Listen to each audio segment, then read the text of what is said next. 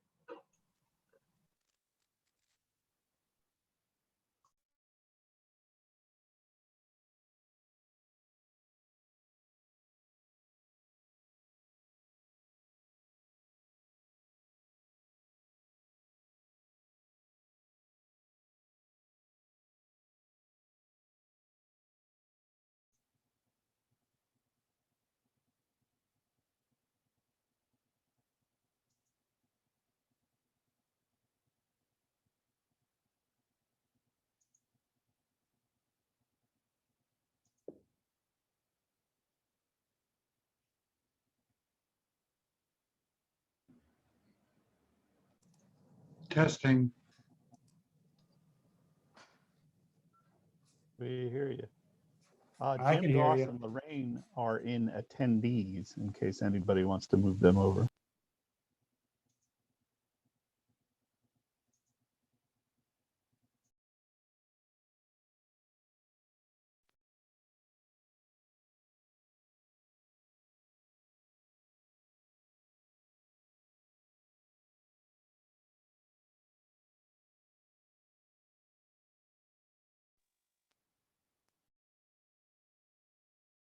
Also probably CJ.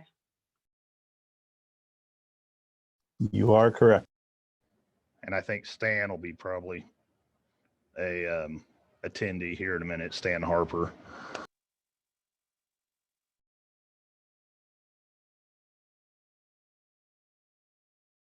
And member Furtado mentioned that she may be a few minutes late.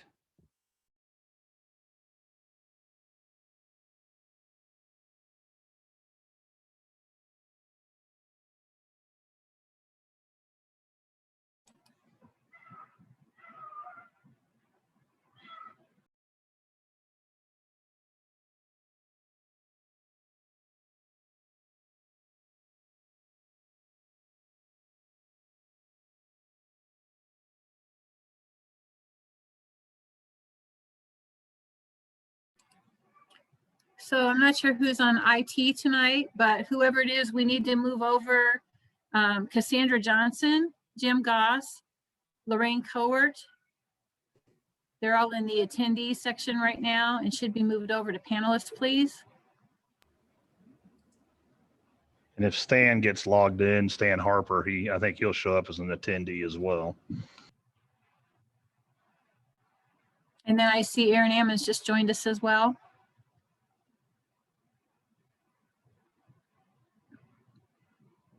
So if you could move them up, there goes Stan. Stan's here. So yeah, move him over as well.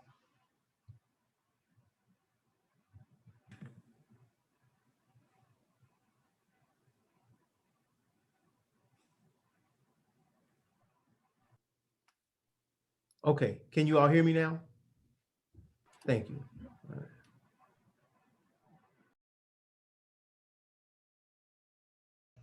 right. Okay, I can hear everybody. Great. I think that's everybody that's on there so far.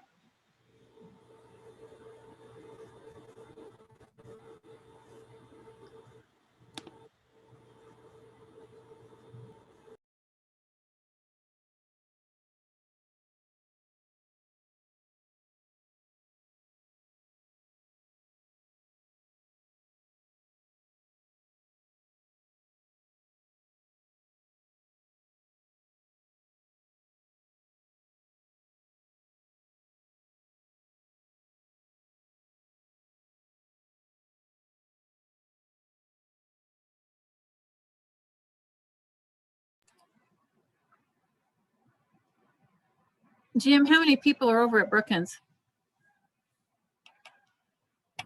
3? Okay, thank you.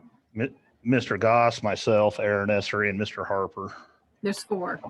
Okay, And then, yeah, whoever's doing the IT.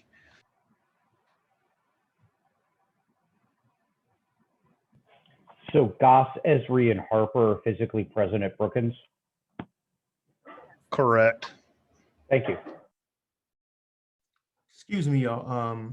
Miss Jenny, is it Lakshin or Lokshin? Lakshin. You got the first one, yes. All right, thank you.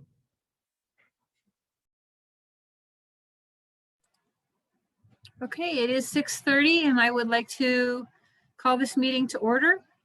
Will the clerk call the roll, please? Harper, Here. Humphrey,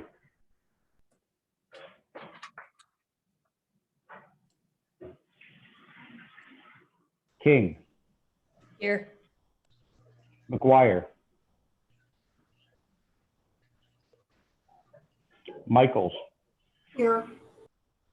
Pasalacqua, Here. Paul,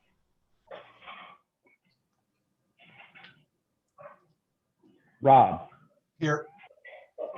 Rodriguez, Here. Storr,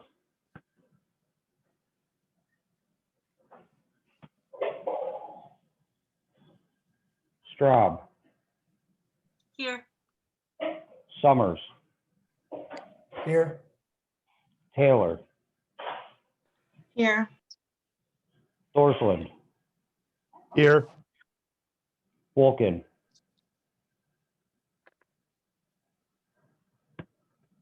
Ammons, Here. Cowart, Present. Esri, Here. Furtado, Here. Goss, Present. Patterson, Here.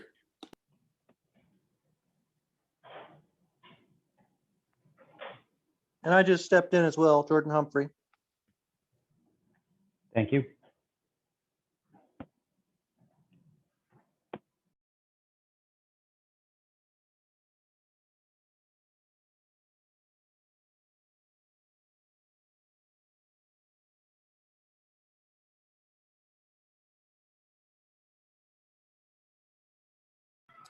Do we have, how many people do we have present? 19 or 20?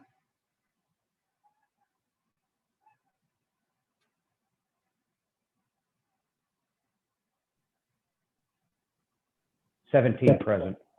17 present. Mr. Storr just joined us. Does that make 18? That's 18. Okay, thanks. Excuse me, Madam Chair, it looks like McGuire is in as attendee instead of panelist. I'm sorry, Ms. Michaels, I can't hear you. And it looks like Mr. McGuire is in as an attendee versus a panelist. Okay, we'll go back to attendees. Yep. Yeah, we need to move Jim McGuire over, please, IT. And he'll make 19. Okay, thank you. McGuire.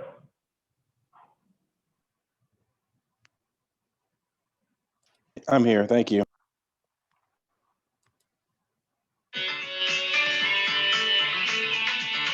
Hey, somebody's music is playing. Okay. All right. So a quorum is present, the meeting will proceed. As a reminder, all votes must be taken by roll call. And there are 3 county board members physically present at Brookins this evening. Next, we will have the prayer and pledge of allegiance. So tonight, actually, I'm looking at a newspaper advice column. You never know where you're going to find inspiring thoughts.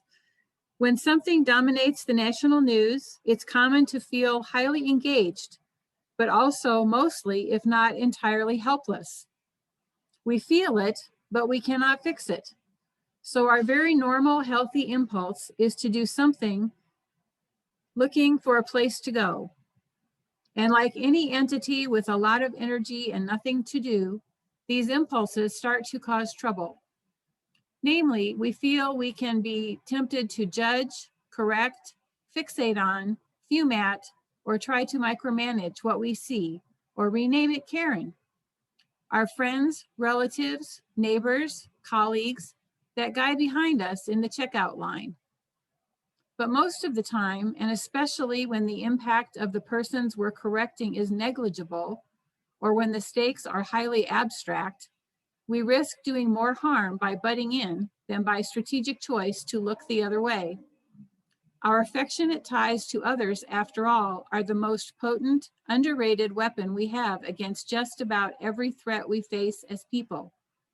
So when you catch your sense of righteousness loitering, looking for trouble, please call it home and find something constructive to do. And that was from Carolyn Hax's column yesterday. Now the Pledge of Allegiance. I pledge allegiance to the flag of the United States of America and to the republic for which it stands, one nation, under God, indivisible, with liberty and justice for all. Okay, thank you. Would the clerk read the notice of meeting, please? Notice is hereby given that a regular meeting of the County Board, Champaign County, Illinois will convene on February 18th, 2021, 6:30 p.m. via Zoom and in the Brookins Administrative Center, 1776 East Washington Street, Urbana, Illinois, in said county for the purposes of allowing and ordering payment claims against the county, receiving and acting upon reports of the committees and such other matters as may be brought before said meeting, which said meeting shall continue in session from day to day until the completion of said business. Okay, thank you. Next is approval of the agenda. Can I get a motion? We added an addendum, by the way, just as a reminder. Mr. Esri? Yes, I move to approve the agenda as presented with the addendum. Okay, can I get a second, please? Mr. Thorsland? Second. Thank you. Any discussion on the agenda? Seeing none, would the clerk call the roll? Harper. Yes. Humphrey. Yes. King. Yes. McGuire.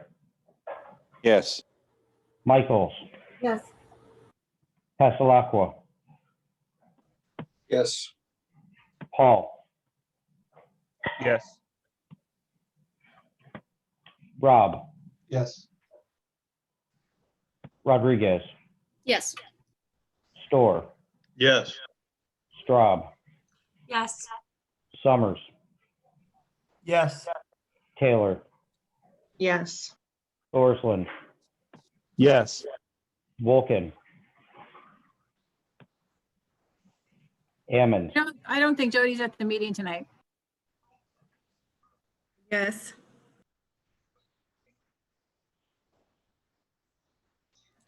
Okay, that motion carries. Wait, Now, we I'm didn't sorry, vote. what? I didn't get to vote. Oh, I'm sorry. Did we miss you? Coward didn't get to vote either. Okay. I was not done reading. Oh, I'm sorry, Matt. I interrupted you. Ammons, Yes. Cowart, Yes. Esri, Yes. Furtado. Yes. Goss, Yes. Patterson, Yes. Okay, now we're done. Thank you. All right, can the executive get a motion to approve adoption of resolution number 2021-97, appointing Jennifer Election to District 6, to fill Deshaun Williams' unexpired term ending November 30th, 2022. Coward, so moved. Thank you, Lorraine. And Ms. Taylor, Oh, sorry. I second. thank you. Any discussion? Okay, take a roll call, please. Harper, Yes. Humphrey, Yes. King, Yes. McGuire, Yes. Michaels, Yes. Passalacqua, Yes. Paul, Yes. Rob, Yes. Rodriguez, Yes. Store, Yes. Straub, Yes. Summers, Yes. Taylor, Yes. Thorsland, Yes. Wolken, Ammons, Yes. Cowart, Yes. Esri, Yes. Furtado, Yes. Goss, Yes. Patterson. Yes. Okay, thank you, and welcome to the board. The next, the clerk will swear in our new board member. All right. Jennifer, if you please raise your right hand. I can't see you. Oh, there you are. All right. And it's Lotion, right? Auction. Loction. Thank you very much. All right, I got it now. So after, when I say I, just say your name and then continue to repeat after me. Okay? I, I, say your name, Jennifer Laction, having been elected to having been elected to the position of the position of District 6 County Board Member District 6 County Board Member in the state of Illinois, in the state of Illinois, in the county of Champaign aforesaid, in the county of Champaign and aforesaid, aforesaid, do solemnly swear or affirm do solemnly swear or affirm that I will support the Constitution of the United States that I will support the Constitution of the United States and the Constitution of the state of Illinois, and the Constitution of the state of Illinois, and that I will faithfully and that I will faithfully discharge the duties of discharge the duties of the position of County Board Member the position of County Board Member to the best of my ability. to the best of my ability. Congratulations and welcome aboard. Thank you. We will get the oath over to you where you can sign it and have your official copy that is sealed, and we'll have it on the record. Perfect. Thank you. Okay, great. Next on the agenda is the date and time of our next regular meetings, standing committees, the committee of the whole, and the county board meeting for March. Now we're up to public participation. Do we have any public that wishes to participate tonight? If so, please raise your hand, the blue hand or your yellow hand, whichever you have on the Zoom, if you can raise your hand. Mr. Beaupre, you can go first. You have 5 minutes.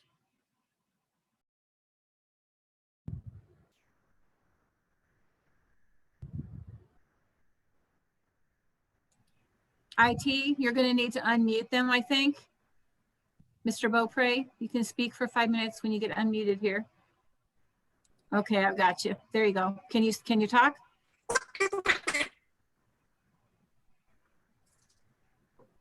I think we should be able to hear you.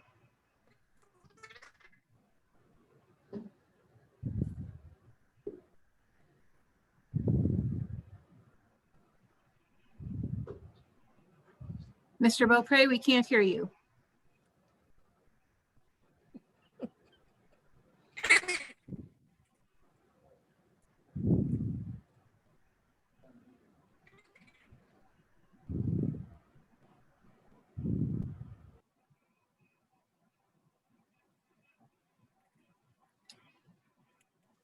Mr. Beaupre, I'm gonna move on to the next person, and I'll try to come back to you and see if you've figured out your technology. We're not able to hear you tonight. I'm gonna move on to Amanda Dixon.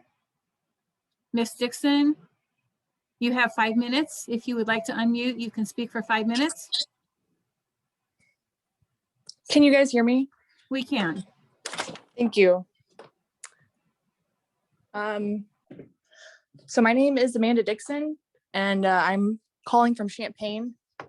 I want to first I would like to express my gratitude towards the members of the board for all their diligent efforts to make our community a better place.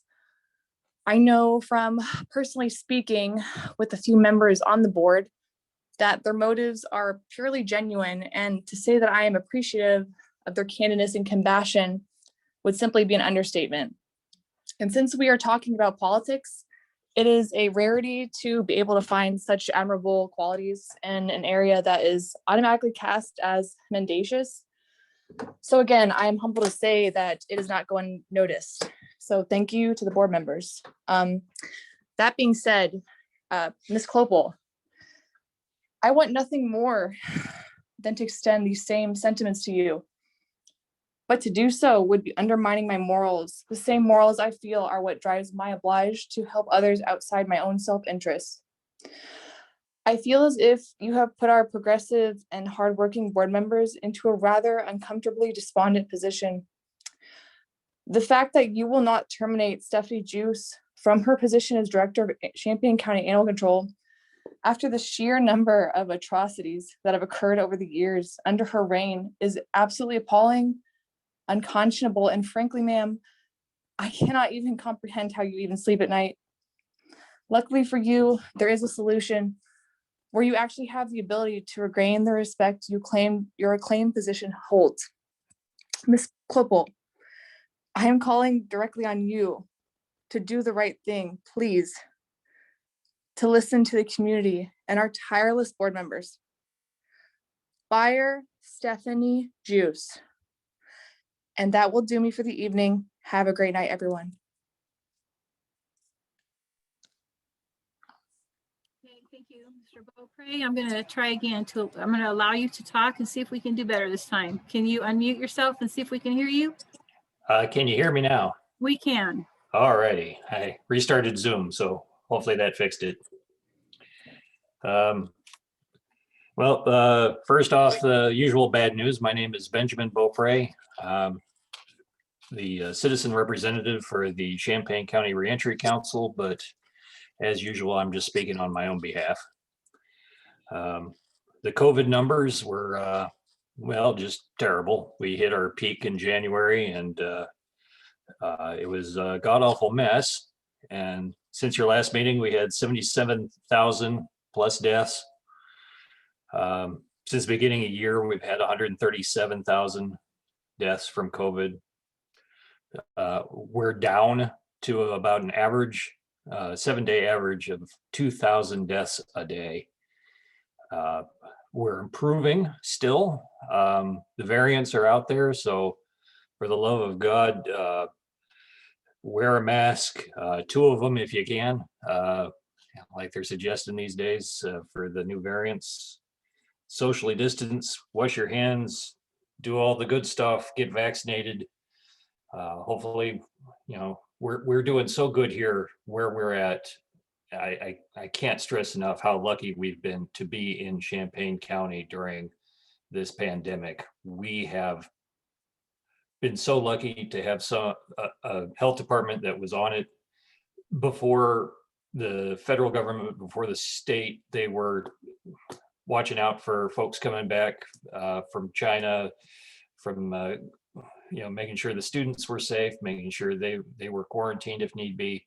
They were looking out for us and then doing all the hard work, and they've been doing it ever since. So much appreciation to them and everybody supporting them. On a note from a blast from the past, the Racial Justice Task Force, that came up at one of the last meetings, and I noticed that the Champaign County Community Coalition is setting up a countywide coordinating committee, which might sound a little bit like one of the recommendations in the Racial Justice Task Force report. I encourage all of you to use your connections and understanding of the Regional Planning Commission and local government agreements and whatnot to help the new guy who's going to be chairing that. I believe his name is Jamar Brown. And if you can get in contact with him and help, a lot of our problems with structural racism and racial disparities cross city and localities and jurisdictions within the county. That big map of the metropolitan area that includes Savoy and Mahomet and all that. There's a lot of issues that cross over that, there needs to be some more coordination to actually solve these systemic problems, because a lot of the disparities from one system get propagated and amplified into other systems using colorblind language that, people with the best of intentions, they take these numbers because it's what they have to work with, and there's not much else they can do, because that's, their responsibility. It's turning into a bit of a Milgram's experiment where they're doing their job and their responsibility, but we need to do better than that. We need to watch out for the type of disparities we're working with coming into our systems and then going out, whether it be health, education, or with COVID, the health disparities made themselves extremely apparent, and who it got targeting, who got hurt, who died, who paid the price, who didn't have healthcare access that was affordable.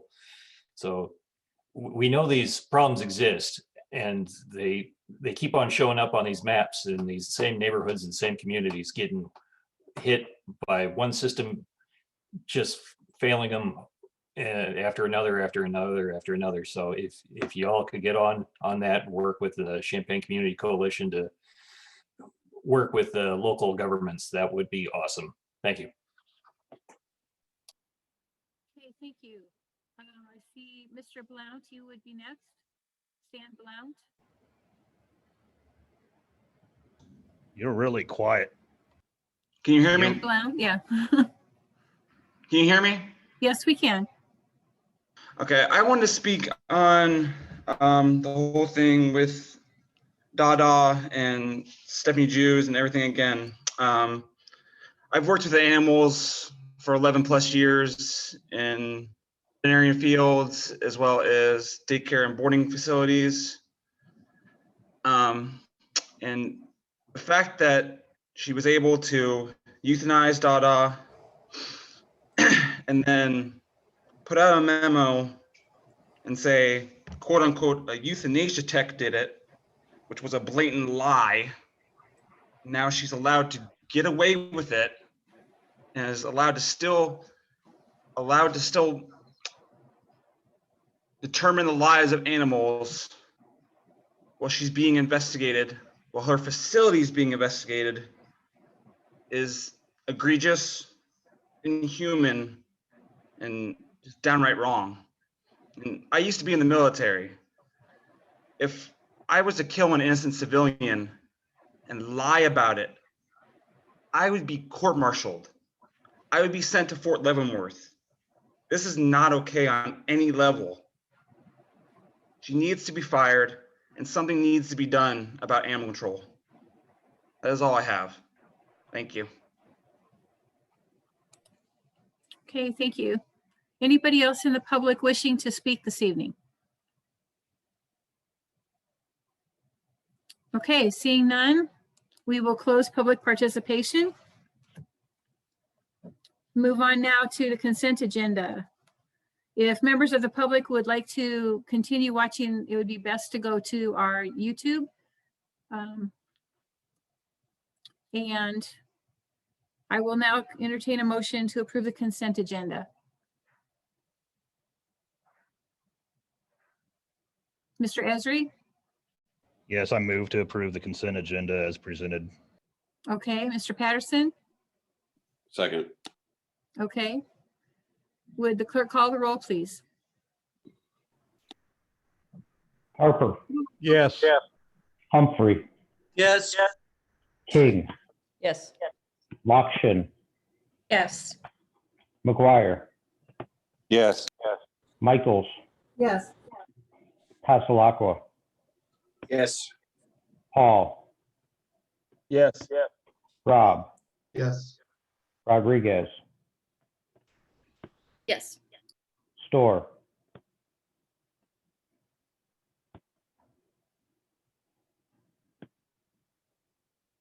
Yes. Straub, Yes. Summers, Yes. Taylor, Yes.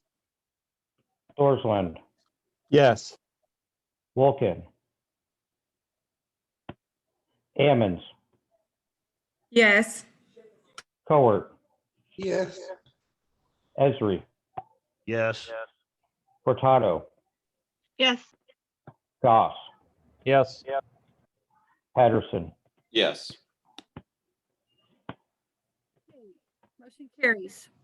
Next, we have communications. Does any member of the board have any communication with business of the board that we could discuss this evening? Would like to report on? Mr. Patterson? It's more of a recognition. As we know, it's Black History Month this month, and I just want to take a second to recognize a few people.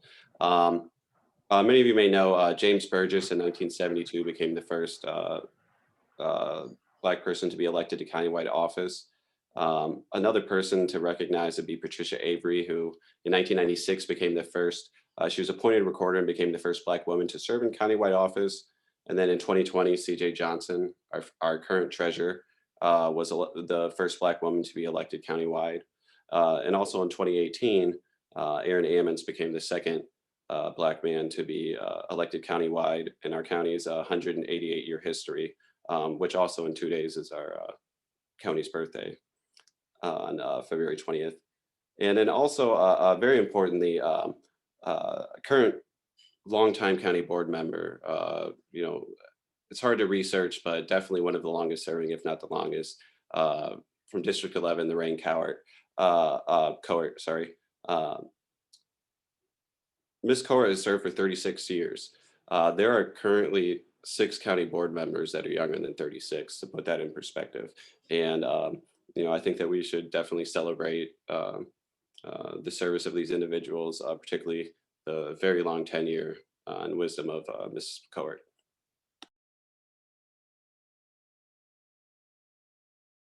Okay, thank you. Seeing nothing else, we move on to approval of the minutes.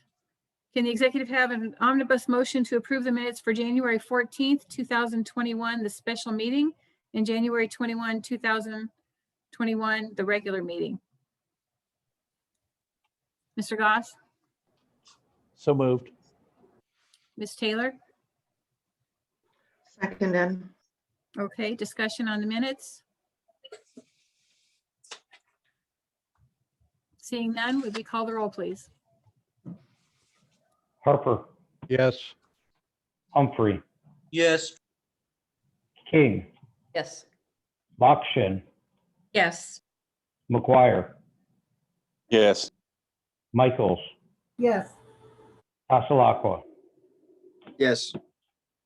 Paul, Yes. Rob, Yes. Rodriguez, Yes.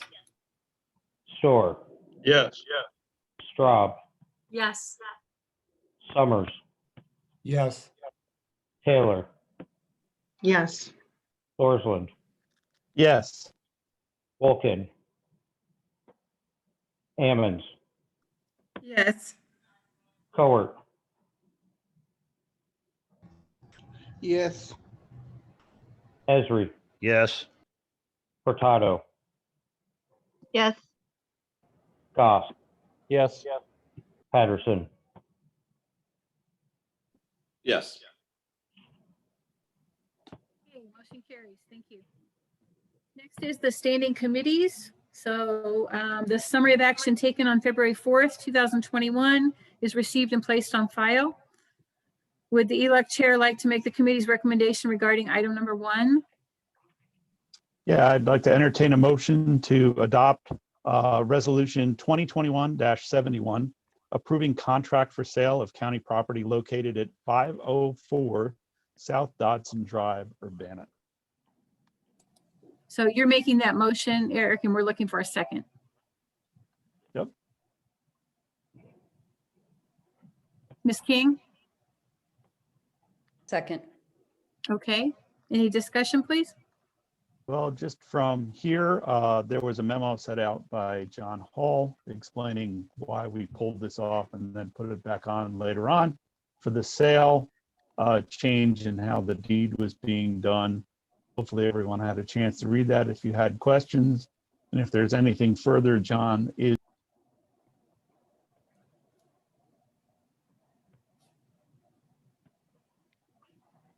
Okay, seeing no questions or any further discussion, will the clerk call the roll, please? Harper, Yes. Humphrey, Yes. King, Yes.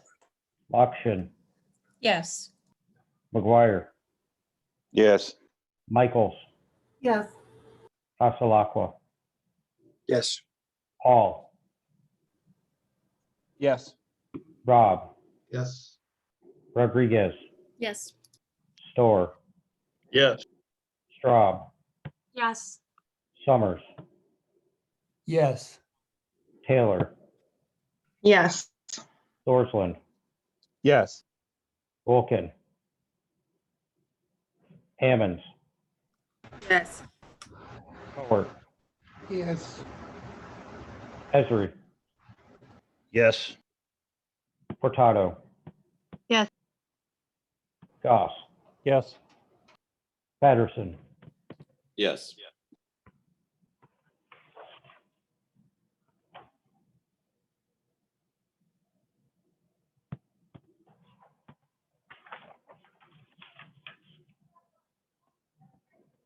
You're muted, Darlene. Sorry, I'm muted. The summary of action for Highway and Transportation for the February 5th, 2021 meeting is placed on file. And the summary of action taken February 10th, 2021 meeting is also placed on file. Moving now to areas of responsibility. The summary of action taken February 9th, 2021 at the Committee of the Whole is received and placed on file. Next is item A, finance. Would the finance chair make the committee's recommendation regarding item 1? And Stephanie, you can do these as omnibus or each one individually, however you'd like to do them. I guess I could do them as an omnibus unless anybody wants to split out any of them. How about that? Some are 15 votes and some are simple majority. I think we would have to at Yeah, least the separate 15, yeah, those. that's true. Yeah, some of them are 15 budget amendments. All right, well, I'll do the 15 budget amendments. It's separate. And then when we get to the single ones, if anybody wants me to split out one, just say so. Adoption of resolution number, I move the adoption of resolution number 2021-90, approving budget amendment 21-00011, Fund 630, Circuit Clerk Operation and Administrative Department 030, Circuit Clerk. Increased appropriations 89,000, increased revenue $0. Reason: the Circuit Clerk's office has 34 desks in one large room, many side by side. Staff in this area answer 300 to 350 calls a day. Partitions would provide sound dampening, improve COVID-19 social distancing, and still allow visibility across the room. Clerk will absorb cost of labor. Can I get a second? Second by Cowart. Ms. Cowart, thank you. Is there discussion on this item? I see that the circuit clerk is here tonight. Yes, thank you, Administrator. The only thing I wish to add from my presentation at the Committee of the Whole meeting, because there were a couple of questions about this, is I did say it is my intention to pay back to the county the money that is giving to me for the budget amendment tonight. I did do another analysis of my budget for the year with projected balances based on revenues from fees and other sources of revenue. And it does appear that in operation and administration by year's end, there will be sufficient monies to repay the entire 89,000 back to the county and give that back to the fund balance. That has been my intention all along, but I wanted to let you know that that is the projected budget, and that will occur at year's end and will not be used for anything else. The other thing that I wanted to let you know is without this budget amendment, we will not be able to proceed on this project until November at the earliest. One of your audience members mentioned what is happening with COVID. I wanted to tell you that I actually called Carl a couple of days ago to see if I could get my scheduled appointment for the vaccine, because I'm now in the group that is allowed to do so. They're actually not scheduling any appointments this week because of the weather. All of the vaccines that were supposed to be brought to Champaign County could not get here due to these weather-related items. So that's going to create some chaos when it comes time for people to get the vaccines that have been promised. People's appointments have been changed, so there's going to be another delay in that regard. So I am monitoring that situation to assist my employees as well. And I do appreciate the consideration and time that the board members have put into this particular issue. And I just want to let you know how serious this is for us and how much I appreciate what you all are doing to help us.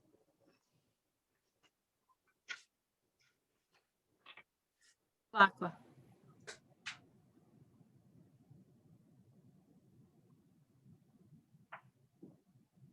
Mr. Passalacqua. Thank you. I appreciate the intention of this, but I can't support this because of the huge gap between what facilities had originally came up with and then the pricing and the suggestions for the design of this system. But there's some merits to separation, but I don't think this is the time or place for an $89,000 partition project. I'd like to see exploration into some other alternatives, at least for now. Thank you. Mr. Goss. Yeah, I had a question for Susan. Sorry, I was busy this week and didn't get a chance to come visit. Did you bid this project, or was this just a single bid? We didn't officially bid the project. I did get information, Mr. Goss, from Aero Glass to see if they would be willing or able to do this particular project as we had envisioned. They would actually, and let me just pull up the email that I received from them if I could. Just a moment.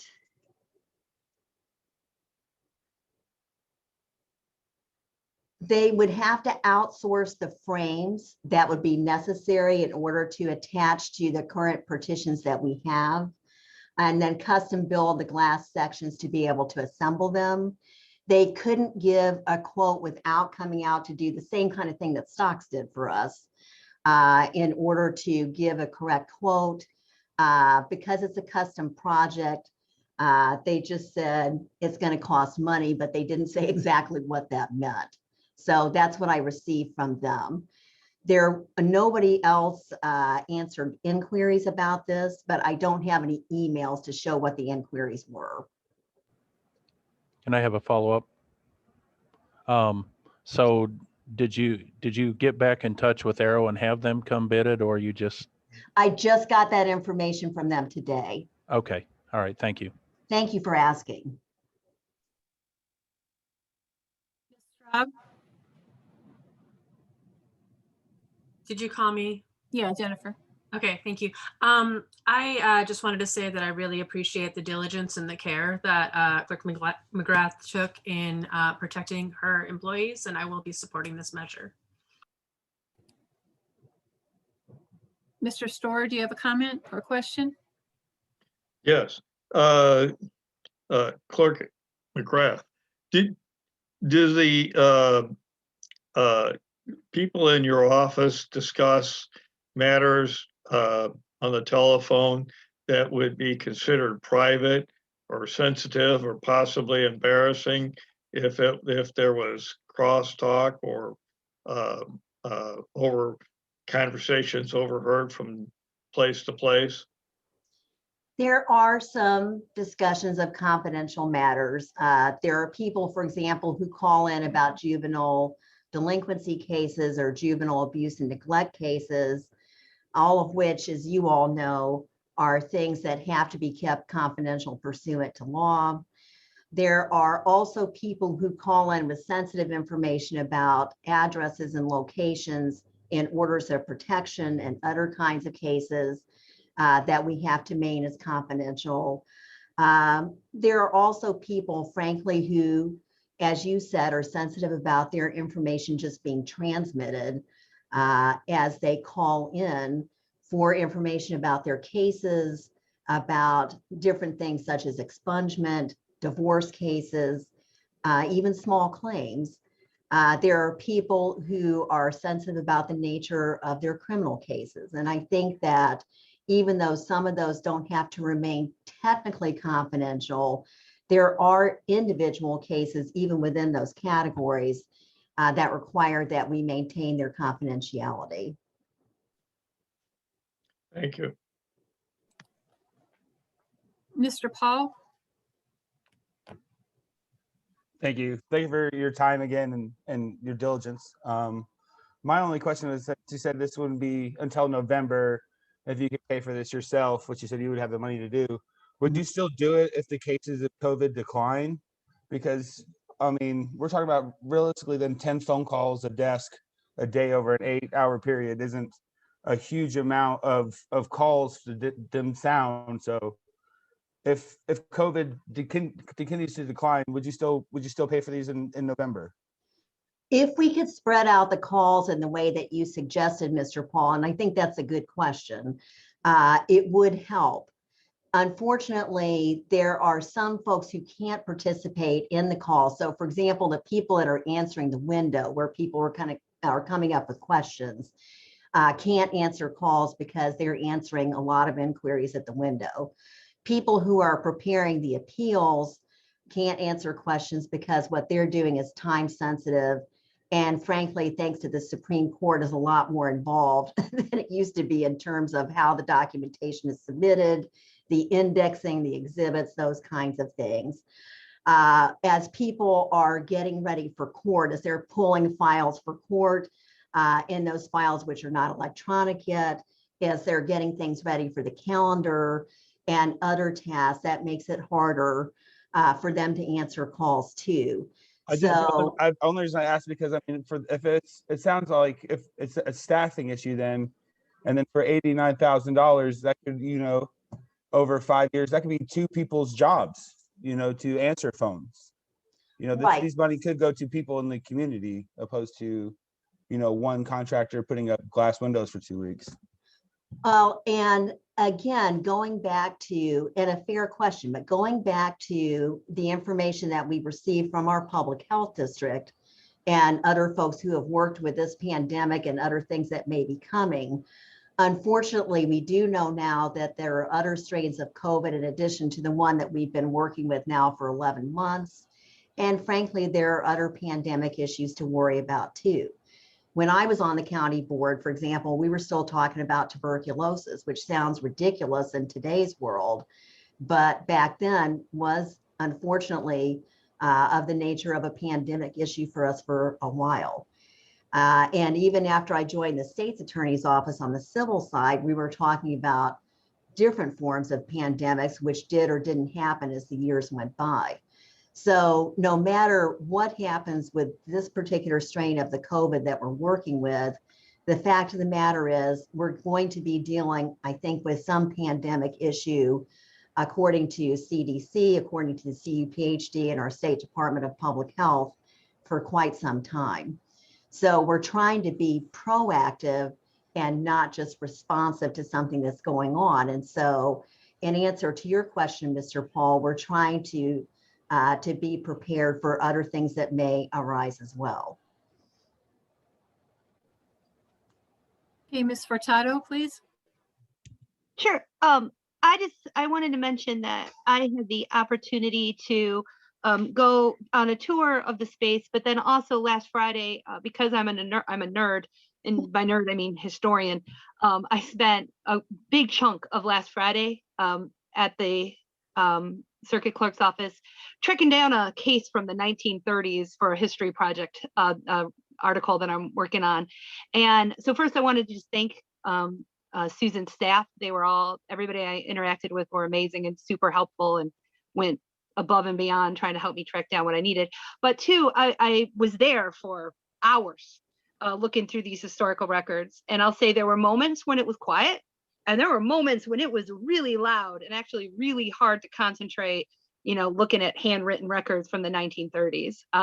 And I wasn't even having to talk to somebody while somebody else was talking next to me. So just wanted to say I'm going to support it because I think it's important. I think it's important because of COVID, but I also just think it's important for the basic functionality of the office. And like a lot of facilities things is something we probably should have done years ago. Okay, Mr. Esri. Yeah, thanks, Darlene. You were muted, I believe. But Ms. McGrath, I guess a couple questions. Well, maybe kind of a statement, and you can correct me if I'm wrong. And then I do have one question. On the idea of confidentiality of people calling in, would not, even if I was working in your office, just as an example, and I overheard a conversation between another employee and somebody calling in, what little I overheard, would I still not be required? I believe I would be, to basically keep that confidential. And then can people, if they call in, I suppose, if and then take it a different way, if I were to call into your office, would I be able to ask for someone specifically? Maybe if I'd talked to them before, I suppose, maybe this is just me thinking, maybe if they were free and there, maybe they could talk to me. But then again, that isn't always going to be possible, I'm sure. So unless I was willing to wait for that person, I probably would just have to speak to whoever I got. Is that not correct? And good question, Mr. Esri. And that goes back to something that Mr. Paul said too. And that is, why can't everybody answer phones within the office? There are certain places in the office that can be overheard in the lobby. And one of those places is actually up at the front window. The way that that is set up now, and the staff at Public Properties is working hard to help me with this, but the microphones that people are speaking into so that they can hear through the glass partitions that are at the window are set up so that people can hear, but that means it's broadcasting into the lobby. So they're working on that now to help us resolve that issue, but that can be a problem. And of course, if people at the window were answering calls, that means people in the lobby could hear them. So we can't have people in that area doing that. You're right. The staff knows that they have to keep information confidential as people are calling in. But sometimes there are also other people in the office too. So we have folks from I called it public properties because that's what it was in my day. But we have people from physical plant who are in the office doing various things. Sometimes we have other vendors there who are working on various issues. So not everybody who's in the staff at these different times are people that are working for me. And you're right, my staff knows what that issue is, and they know they can be disciplined if they don't follow it. But because it's a public office, we do have other folks who are there too. And that can be part of the difficulty. And as Stephanie correctly said, because sometimes the phones can be a little difficult, you can hear people's voices carrying within the office too. And so that is a secondary benefit of those partitions, is to stop those conversations from being overheard by some other folks too. Okay, Ms. Fluxion. Hi, thank you. In addition to, everything you've said so far about the pandemic and those implications, I just wanted to highlight again the benefits of the sound dampening for these. I'm somebody who functions with profound hearing loss, and working or even interacting with somebody in an office environment like that, if I was trying to get information or trying to research, would be so difficult. Even the hearing aid I use picks up sound from all around me. So the partitions like that, really beneficial for anybody who is dealing with that kind of hearing loss, and helps to focus sound directly on the person you're speaking with and block everything else out. So I will be supporting this measure. Thank you. Ms. Michaels. You're muted, Ms. Michaels. I was so worried about getting my hand back down. I'm sorry, y'all. Just real quick, it says that there are 34 desks in the office, but is this for every one of the desks, or will this only cover a part of those desks being put into cubicles? It's for everybody. Okay. There are 2 that were done already. Right. And actually Stocks did those 2. I just found their drawings yesterday. Stocks did those 2 back in 2012. So that was helpful to them to answer the question that Mr. Goss raised. That was helpful to them in knowing something already about the partitions that they had brought into the office. And in fact, they had earlier done the actual cubicles in the office too. So that did help in their effort to try to address this question for us. But you're right, it is for everybody else. And my next question is this, is I understand that you want to use this to protect the staff, but you have other alternatives for why you're wanting this also. But it seems like we're almost 11 or 12 months into this, and I wondered if there were things done prior to now to help the staff. Certainly the front when you walk in, but it seems like most businesses had put up partitions or plexiglass long before now. And I can't answer what happened before December 1st because I've only been here since then. I don't know what plans have been made or discussed prior to when I was sworn in. But there's nothing else around the desk is what I'm asking. Sure. At the front. Right. All I can tell you is from the time I did get sworn in on December 1st, and Mr. Goss had asked about this, this was my #1 priority for people in the office. What I have done elsewise, in addition to working on that issue, is to make sure that people undergo testing, to encourage that, to make sure that they don't have to use benefit time in order to undergo the testing. We make them aware as soon as we're aware of an issue where they might have been exposed to COVID, that we can help them make arrangements to get testing done. We also are encouraging people to get the vaccine. Unfortunately, none of us have been eligible for the vaccine, and that has been part of that issue. It's, I'm actually going to be 65 in June. I was just hoping they would make me say, oh, well, geez, you're going to be 65 in June, it's your birthday year, you can get it now. But no, they meant 65, so I couldn't get it in the first round. I get it. but nobody else could either. Yeah, I get it. I've turned in 2 months. But my other thing is this, will this be an exception on the audit report because it needed a purchase order? I can tell you what Mr. Danos told me, which is that we would make this an emergency purchase.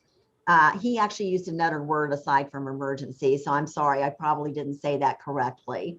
But that's what he told me that we would do, is to do that. Thank you, ma'am.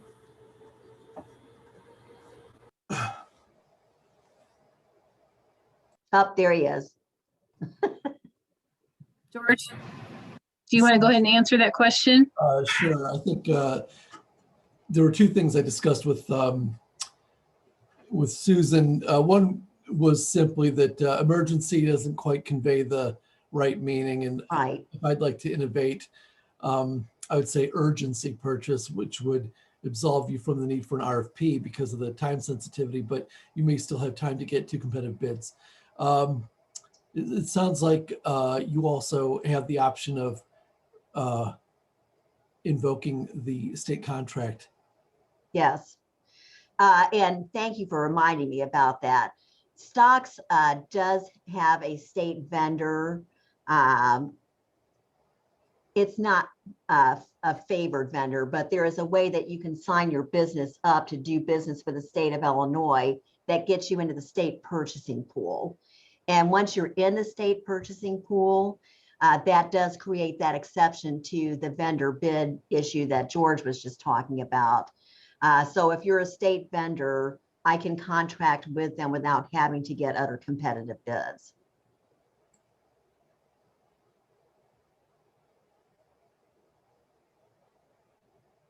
Ms. Loxton, did you have something else to add? Your hand is still up.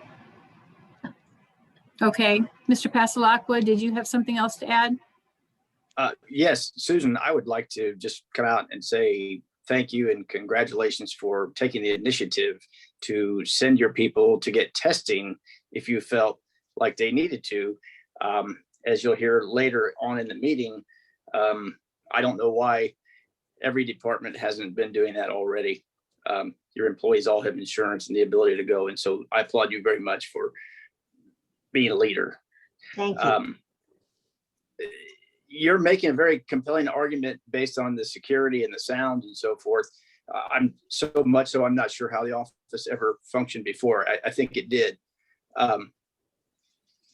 As a contractor, it sounds like what you really need are walls, not $89,000 partitions that people eventually get psychologically tired of working in a cubicle, and then we're going to see them on the curb. So has there been any consideration to putting up permanent walls? Because it sounds like from your argument that each individual on the phone needs a private office. Unfortunately, the floor plan of our office would not allow for that.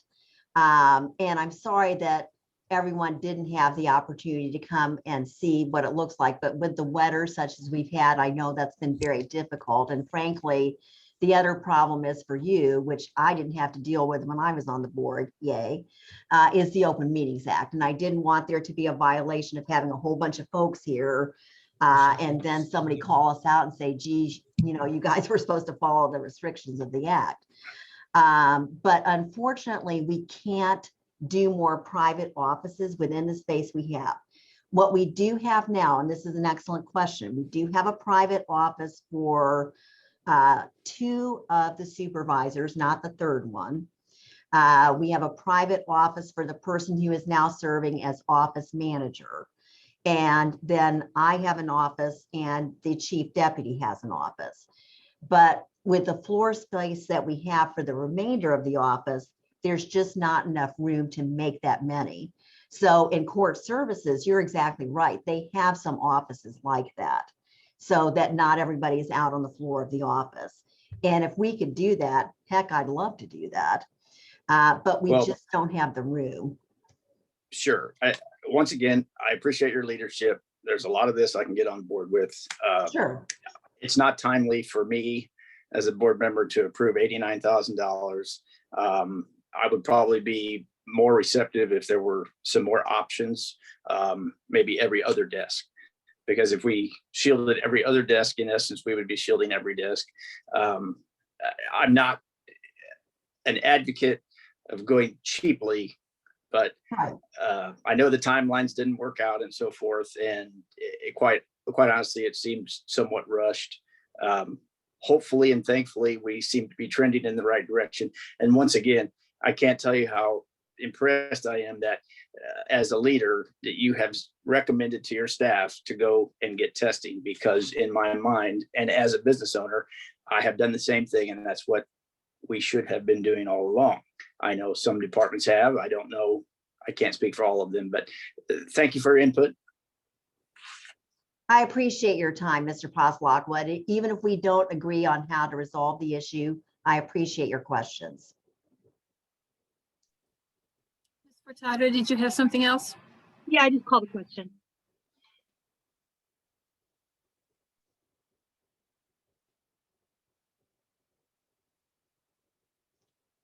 Has just raised his hand. So if we call the question, we have to vote on that, I think.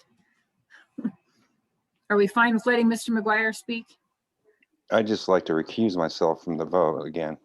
Oh, okay. Mr. Thorson? I was just going to second the calling of the question. Okay, let's vote on calling the question. If there's no objection, we could just vote. No other hands raised at this point. So I think we should go ahead and go. Let's just do the roll call, please. Harper, No. Humphrey, Yes. King, Yes. Lakshan, Yes. McGuire, Michaels. He's abstaining. Yeah. No. Pasalakwa. No. Paul. No. Rob. Yes. Rodriguez. Yes. Storr. Yes. Summer. Yes. Taylor. Yes. I think I skipped Straub. You did, yes. Thorsland. Yes. Vulcan. Ammons. Yes. Coert. Yes. Esri. No. Furtado. Yes. Goss. No. Patterson. Yes. I think we got to 15. Did you agree, Matt?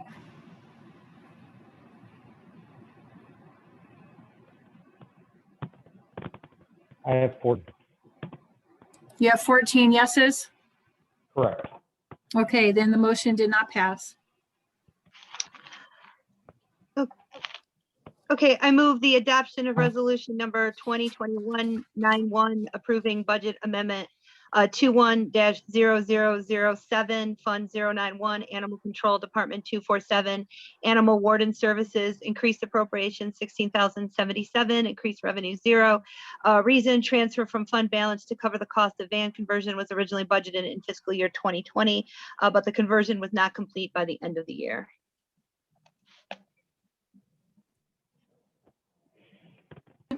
Can I get a second, Ms. Michaels? Yes, ma'am. Second. Okay, any discussion on this item? Seeing none, would the clerk call the roll, please? Harper. Yes. Humphrey. Yes. King. Yes.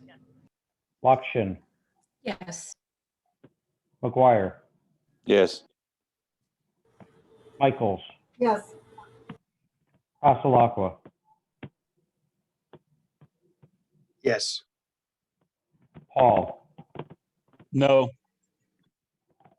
Rob. Yes. Rodriguez. Yes. Storr. Yes. Straub. Yes. Summers, Yes.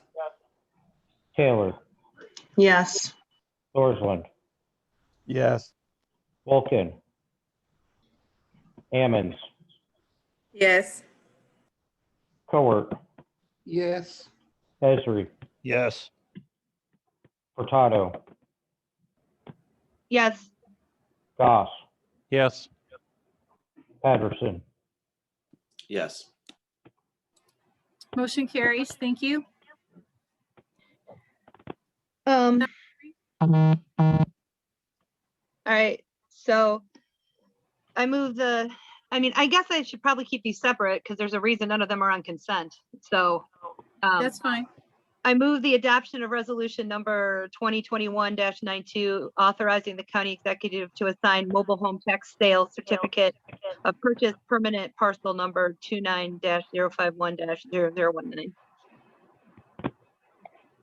Ms. King, Second. thank you. Any discussion on this item? Would the clerk call the roll, please? Harper, Yes. Humphrey, Yes. King, Yes. Lockshin, Yes. McGuire, Yes. Mike, Yes. Passalacqua, Yes.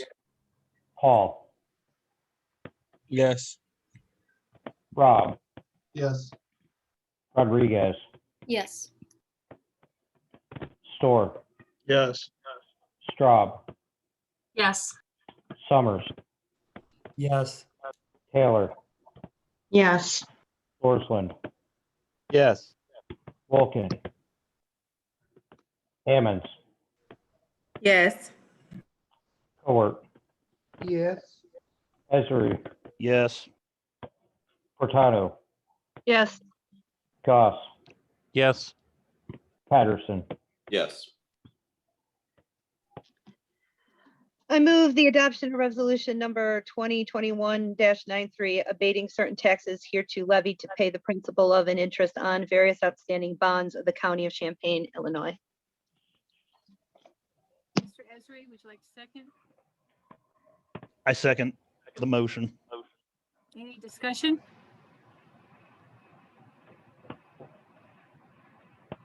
Seeing none, would the clerk call the roll, please? Harper, Yes. Humphrey, Yes.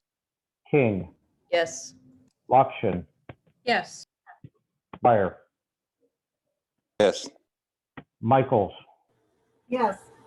Passalacqua, Yes. Paul, Yes. Rob, Yes. Rodriguez, Yes. Storr, Yes. Straub, Yes. Summers, Yes. Taylor, Yes. Thorsland, Yes. Wolkin, Ammons, Yes. Cowart, Yes. Esri, Yes. Furtado, Yes. Goss, Yes. Patterson. Yes.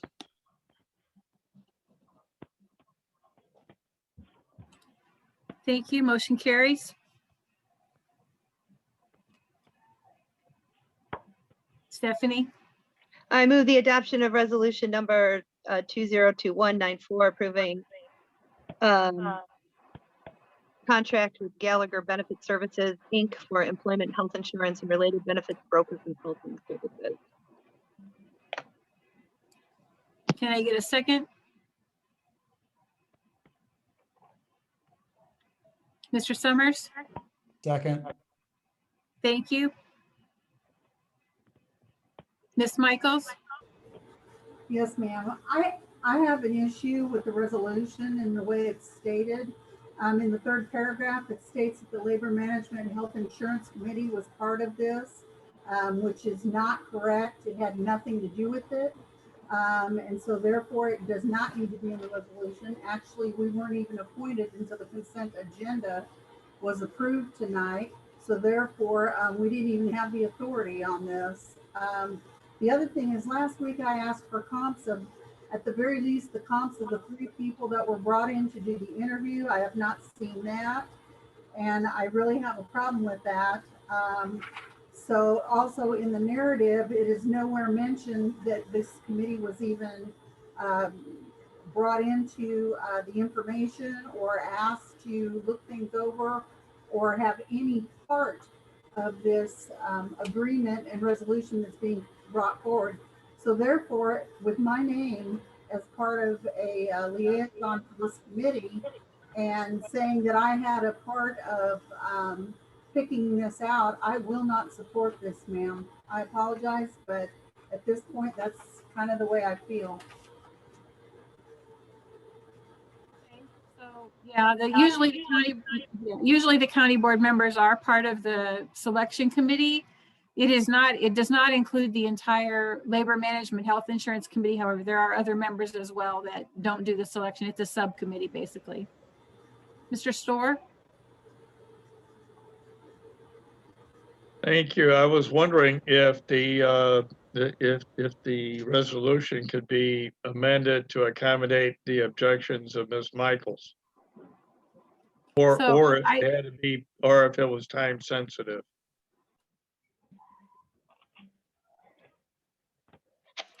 Ms. Michaels, I wasn't able to hear all of what you said about the actual objection to the resolution.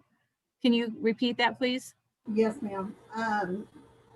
One thing, let me just clarify that I do not have a problem with Gallagher. I think they've done a great job for us. It has nothing to do with that. It has everything to do with the procedure and how it's stated in the resolution. On the 3rd line, it says that a team comprised of the members of the Labor Management Health Insurance Committee and the county staff recommended this. Whereas the committee was never even asked for anything, never. And quite honestly, we had asked to join early. I understand the appointments were going to be made a little bit later, but with this being a time sensitive issue, there was plenty of time to make this appointment in January so we could at least disseminate some of this information to our caucuses and whatnot.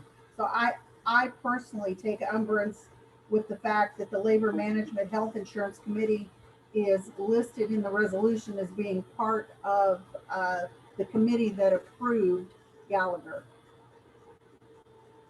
Point of information, I would accept a friendly resolution to amend this to say the Labor Management Health Insurance Committee, excluding county board members, and county staff, or any other friendly amendment that you would like to make along that lines. I can appreciate that, Ms. Furtado. I just don't want my name connected to something that I really had no knowledge with. That's what I'm worried about. Oh no, I understand that, and I appreciate that. But just Ms. Michaels, would you accept saying a subcommittee of the Labor Management Health Insurance Committee, a subcommittee, or some members? It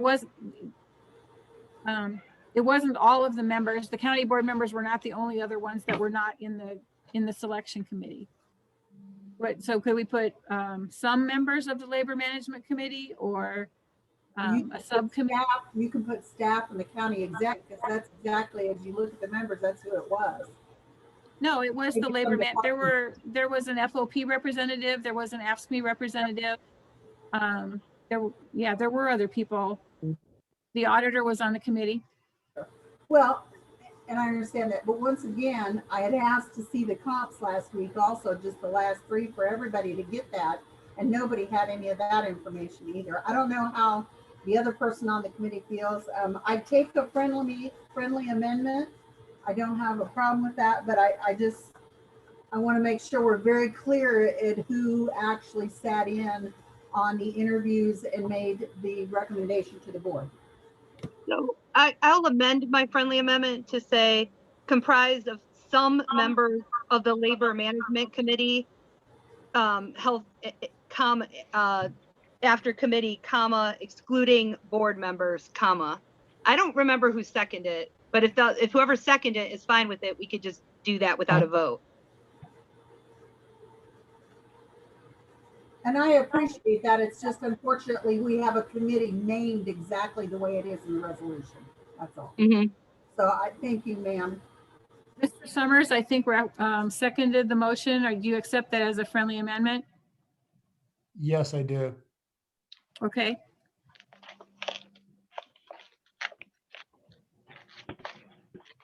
Any further discussion? If I I could, think, My yeah, name Mr. has been up, Yeah, Mr. McGuire. so I still have a problem with the resolution. I have a problem that the county board members weren't involved, as Diane's stated. We should have representation, and especially on an important issue like this is healthcare.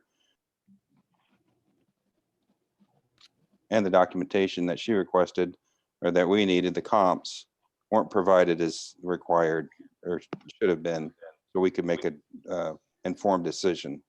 So I won't be supporting this. Thank you. Harper? I just want to state that I served on this committee in the past, and 5 years ago when we went through this procedure, Chris, Alex, and I were the board member representatives. We went through every interview process, brought it down to the final group. I understand why Ms. Michaels and Mr. Summers would be upset. And I think I'm going to be against this also, just because the board members need to be involved, as Mr. McGuire just said. And that labor health management, that health insurance bill is a massive one that affects everything in this county.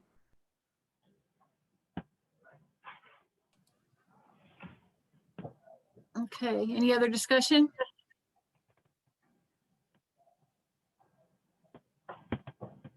Okay, seeing none, let's take a roll call, please. Harper, No. Humphrey, Yes. King, No. Lakshan, Yes. McGuire, No. Michaels, No. Pasalakwa, No. Paul, No. Rob, No. Rodriguez, No. Storr, No. Straub, No. Summers, Yes. Taylor, Yes. Thorland, No. Wolken, Ammons, No. Cowart, Yes. Esri, No. Yes. Furtado,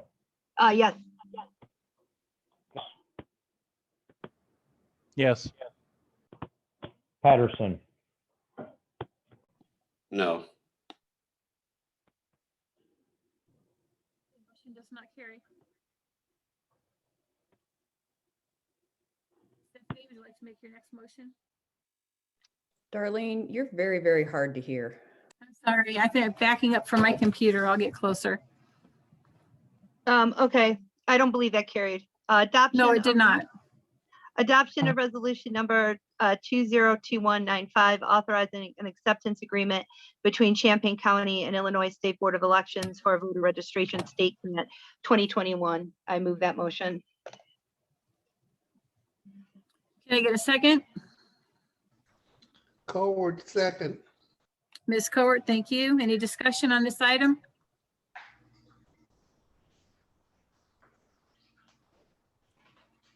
Seeing none, will we call the roll, please? Harper, Yes. Humphrey, Yes. King, Yes. Lakshan, Yes. McGuire, Yes. Michaels, Yes. Pasalakwa, Yes. Paul, Yes. Rob, Yes. Rodriguez, Yes. Storr, Yes. Straub, Yes. Summers, Yes. Taylor, Yes. Torsland, Yes. Wolkin, Ammons, Yes. Cowart, Yes. Yes. Hurtado, Yes. Goss, Yes. Patterson. Yes. Motion carries. I move the adoption of resolution number 202196, approving budget amendment 21-00008, Fund 080, General Corporate Department 022, County Clerk Fund 628, Election Assistance Accessibility Department 022, County Clerk, increased appropriations 80,369, increased revenue 80,369. Reason additional grant funds to offset costs for annual license fees, a voter registration system, BBM, staff time for IVRS work, etc. I move that. Mr. Patterson, Second, Patterson. thank you. Any discussion on this item? Seeing none, would the clerk call the roll, please?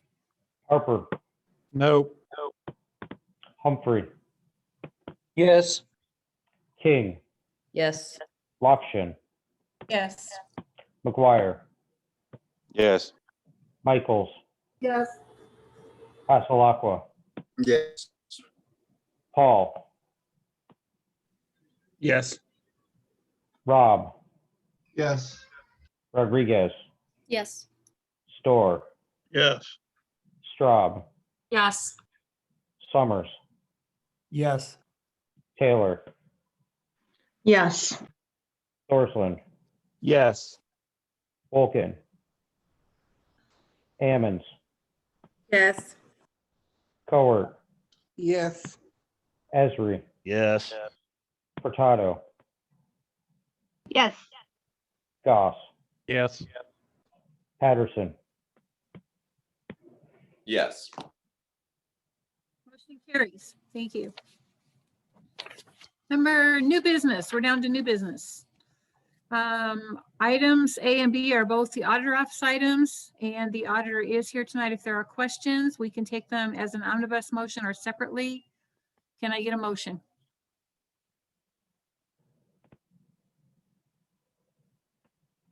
Mr. Storr. Yes. I'll move these as an omnibus motion.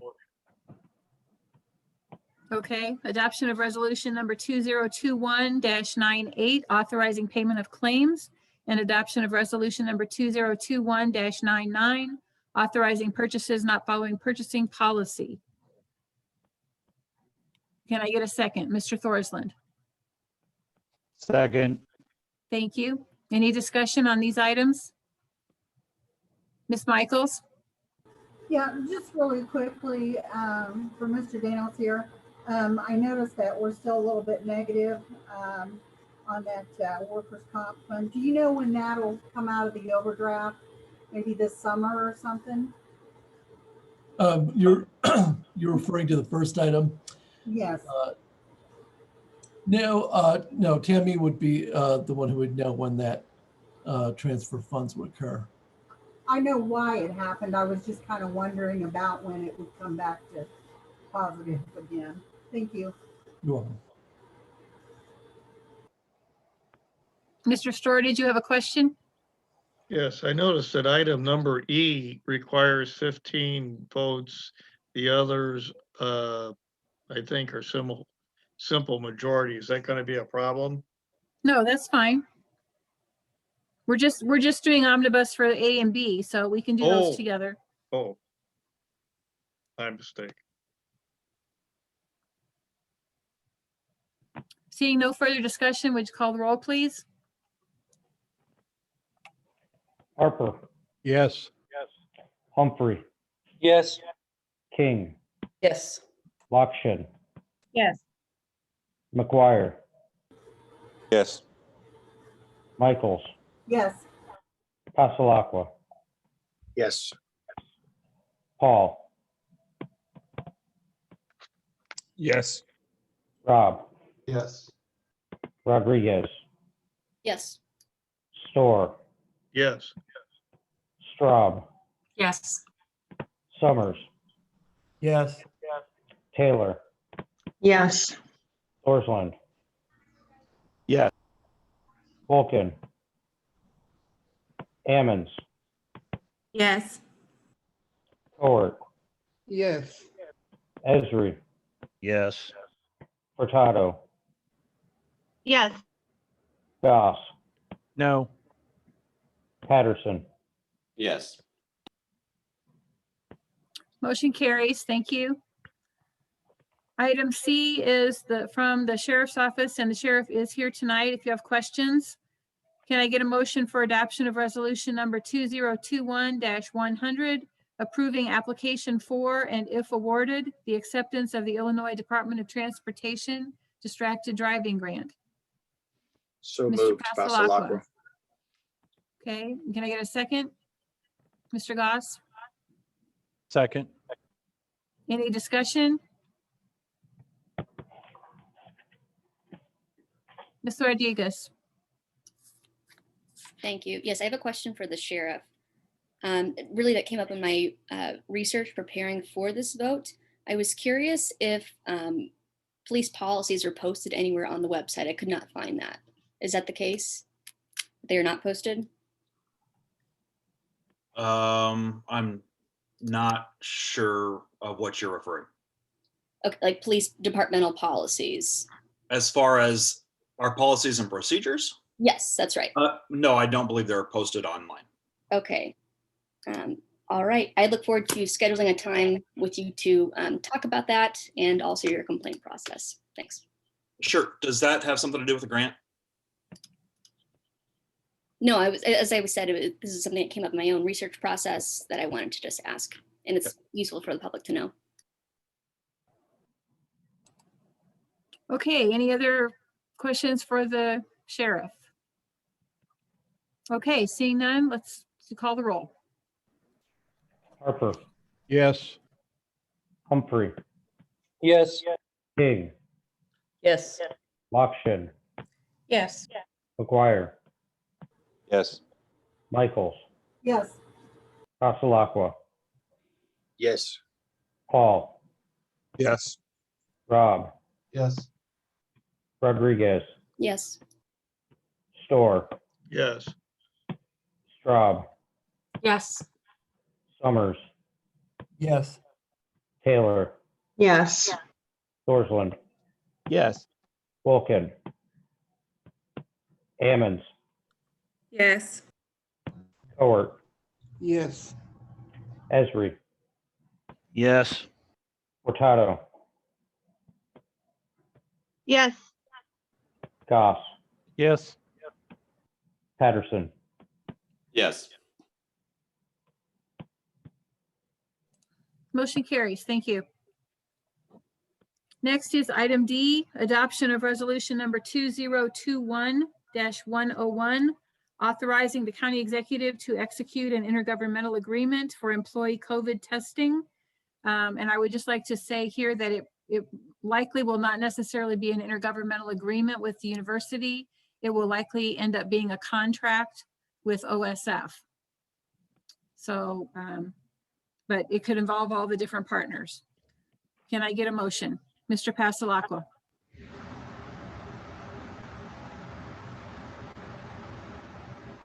Sorry, I was up. Are you making a motion? Mr. Storr? I will make the motion. Okay, Mr. Thorsland? Second. All right. Any discussion on this item? Ms. Michaels?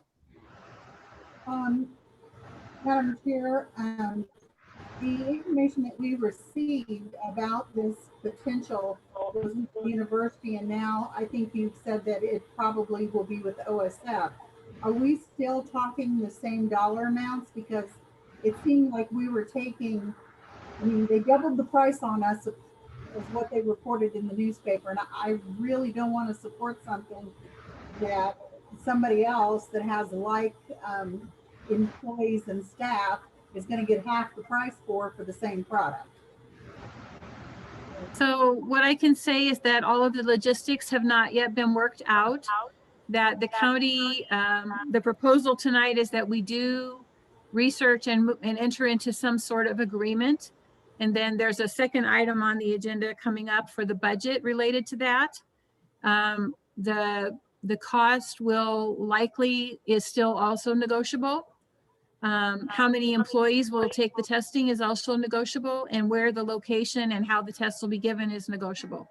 So once I have some idea of whether the county wishes to pursue this and then how much money might be allocated, I can try to negotiate those points. What I understand is that the university itself probably will not need to enter into the contract because they have already subcontracted with OSF to operate the program. So the contract will likely be with OSF. So if I could follow up real quick, basically this resolution just says that we are going to look for information so we can potentially have COVID testing. I mean, basically the resolution is authorizing me to enter into an agreement within the amount of the budget that you approve. Okay. Okay, thank you, ma'am.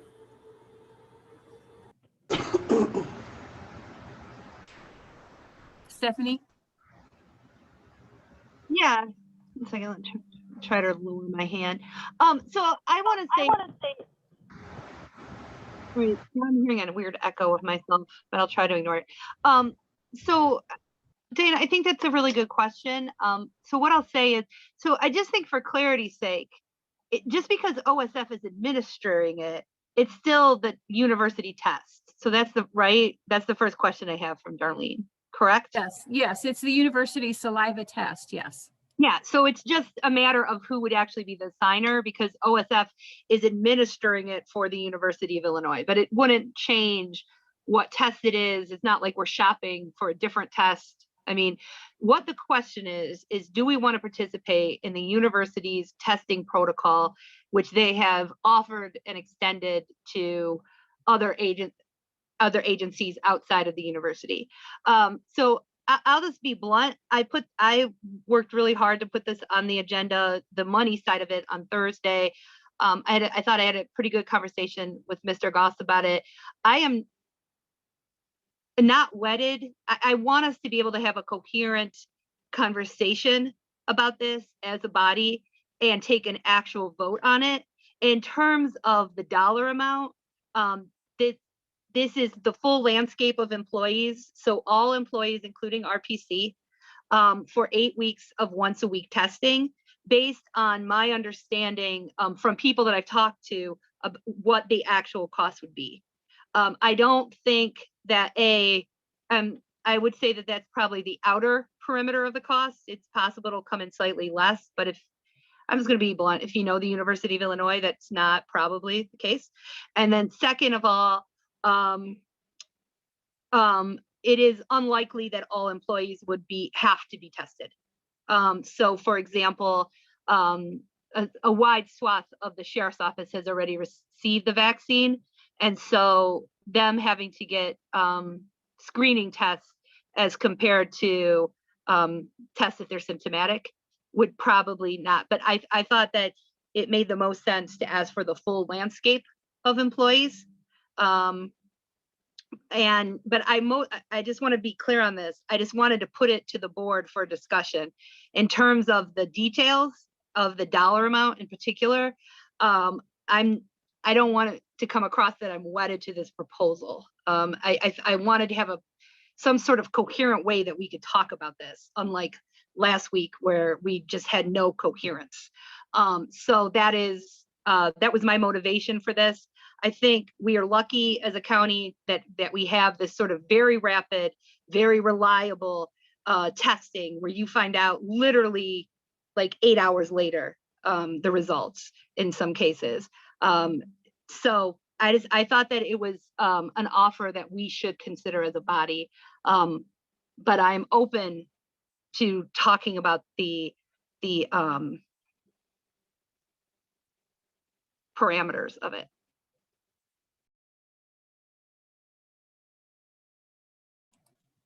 Mr. Passalacqua? Thank you. I certainly support COVID testing. I've been tested multiple times myself. I have never taken the U of I test, which incidentally is not an FDA approved test.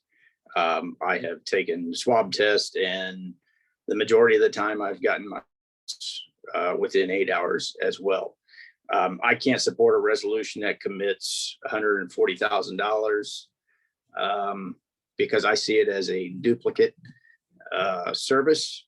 And thankfully, Ms. McGrath was here this evening, and she demonstrated through her leadership that these department heads have the ability to send their people through testing in our community. Once again, we're very fortunate to live in a community of this size that has these resources available to us. I can't say 100%, but I would gamble that most of the employees we're talking about are insured, and they have these tests available to them just like the other 213 some odd residents of this county. So for me, this is just a duplicate spending on a service that is already available. And to reiterate, when we have leadership like Ms. McGrath that take initiative and test their people before they're told to, I applaud that. And I think that's what we should encourage and continue with. And I thank you for your time. Mr. McGuire.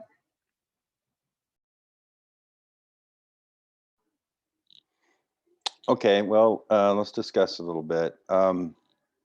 So the issue with insurance, which we talked about a little bit. Well, the insurance companies, which not all employees are insured through the county, except that we give everybody tests every week, and that costs. I don't know that we know that that would happen. Obviously, with employees that are in larger groups, whether it's either clerk's office, and also dealing with public continually, we'd want to know if there was, if they needed tested or could be tested, so we'd know if they had COVID or if there was spread in the county. So I can see why we'd want to do this. I don't know that insurance companies will want to pay every week like they do with the university. They normally, and the history of the test was that only people that were really sick got the tests. By having a COVID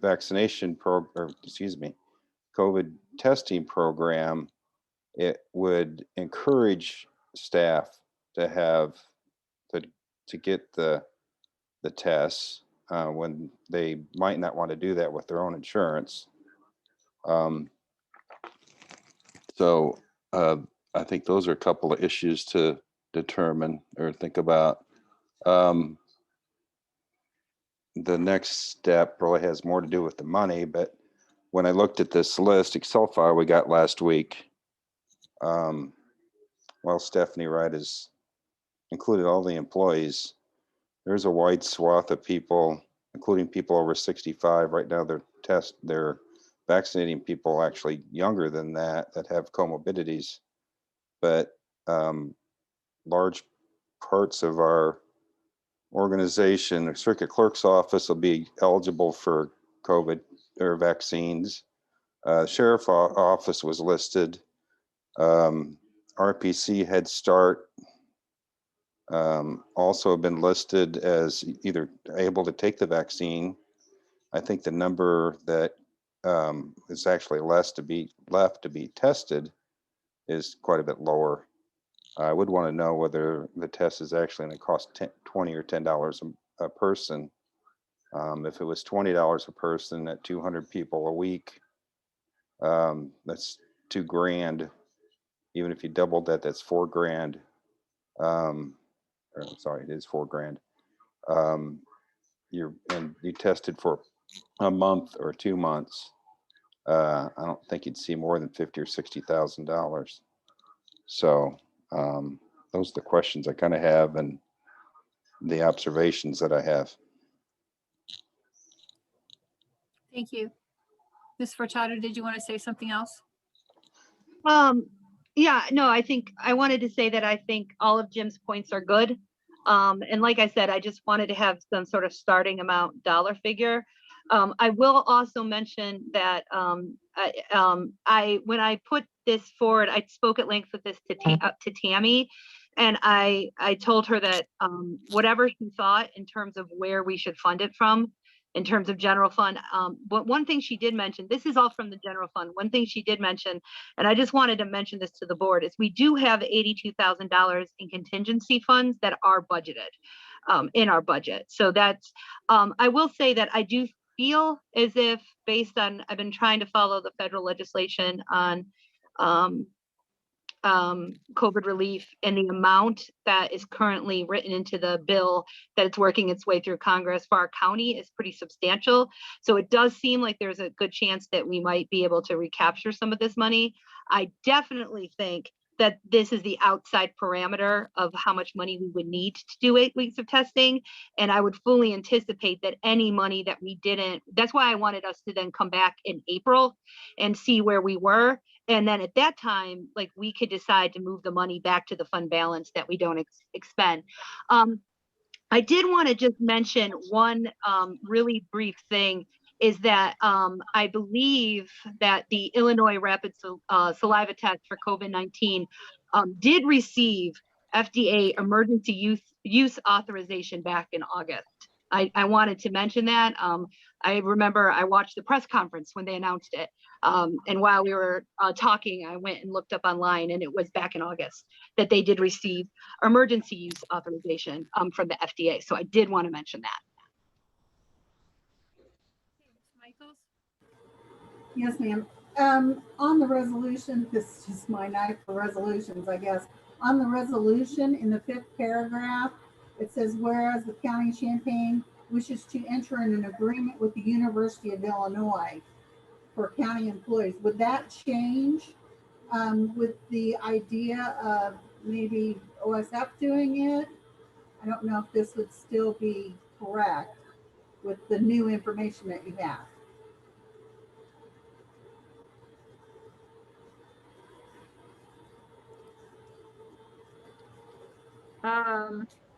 Yes, so we would have to change that from University of Illinois to whoever. We could, at one point I had it said what do partners, but I didn't know who to put in there. Sure. University of Illinois was the most logical choice, but yeah, that would have to, we could say, you could just take that out and say enter into agreement. Thank you, ma'am. And yeah, whoever that needs to be.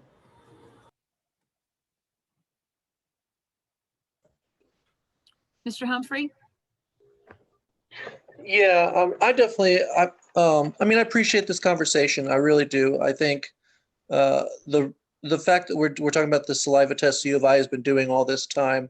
I've had a lot of conversations with U of I students and professors and colleagues from that community. And while it's been interesting seeing them roll out their big expansive plan on how to test and doing it with some pretty good results, I posited the question to them, do you think this has saved lives? And the people that do this say absolutely.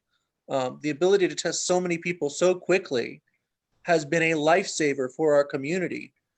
There are people right now who are probably alive because this was something that the U of I did. And I also know from my experience in my own field, we use rapid testing and we try and get everybody tested. And on an emergency basis, when we have a suspicion that somebody in, say, a silo or somebody in a staff setting has tested positive, the ability to quickly get all of them tested has been invaluable in our responses. So I really think this is a good option. I think it could potentially save us a lot of grief if we had an outbreak at a place like the clerk's office, if we had an outbreak at our county offices. So I definitely think this is something we should be pursuing. Absolutely. Darlene. Yes, ma'am. Ms. Howard. I talked to the Highway Commissioner, Jeff Blue, and he's got a small staff, and he thinks that maybe half his staff has already been tested and taken the vaccination. and he's willing to kick in and pay for his staff to be tested. From the highway budget. Yes. Yeah, I think the calculation that Ms. Furtado and Tammy talked about was just to include everybody, not thinking that we would divide out where the money came from at this point, because it's difficult to divide it all among all the different departments depending on how many people go get testing. So that potentially could be done. We could ask for different departments to put in some of the funds as well. But we had thought just to give the board the biggest, as she's saying, the biggest picture to cover everybody, this is probably what it would be for 2 months. If everybody got the test and if it was $20 a test, both of which we don't think are true. Okay.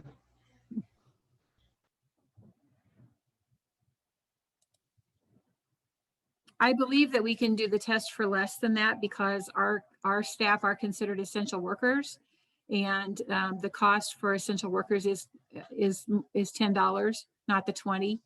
And I also think it depends if we get the test twice a week or once a week, and whether it's voluntary or mandatory. At this point, I'm thinking what we're moving in the direction of is probably voluntary testing, with particular emphasis on having people go if they've been exposed, to require them to go and get the test at that point, rather than be quarantined, because the county does still have a policy we're paying for quarantine if people have been exposed, which it would save the county money to get a quicker result back on the test. And then, obviously if it's voluntary, then probably not everyone will do it. So I agree with what Stephanie said. I think this is probably the upper limit for 2 months, as far as the amount of money it could possibly cost. Any other conversation? Mr. Storr, do you have something else? Thank you. Contrary to my experience with the market test out of Marketplace was that it was at least 24 hours and I think a little longer before I got my results. But I am kind of concerned that if we have, don't do enough testing and are able to act quickly enough, areas where we have people working in close proximity could spread an infection that would knock out a critical number of people that could kind of have a cascading effect in operating our courts, paying our bills, getting the budget ready. I think this is a small price to pay, and I'm glad to support the university to continue the work.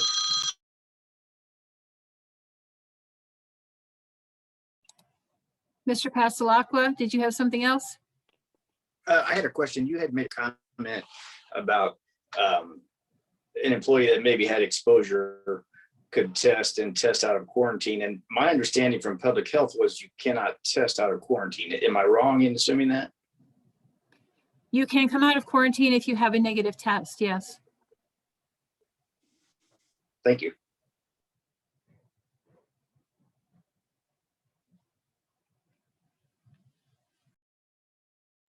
Okay, seeing no further discussion, are we ready to vote?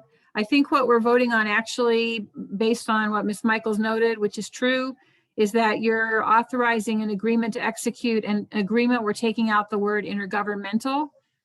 And it might be with the University of Illinois and its testing partners, which it says in the last paragraph of the resolution.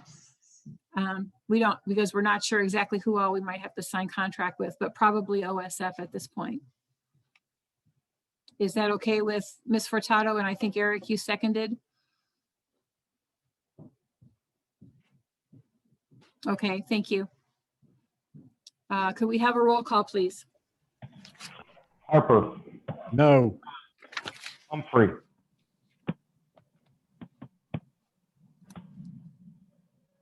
Yes. King, Yes. Lokshin, Yes. McGuire, No. Michael, Yes. Passalacqua, No. Paul, No. Rob, Yes. Rodriguez, Yes. Storr, Yes. Straub, Yes. Summers, Yes. Taylor, Yes. Thorsland, Yes. Good. Hammonds, Yes.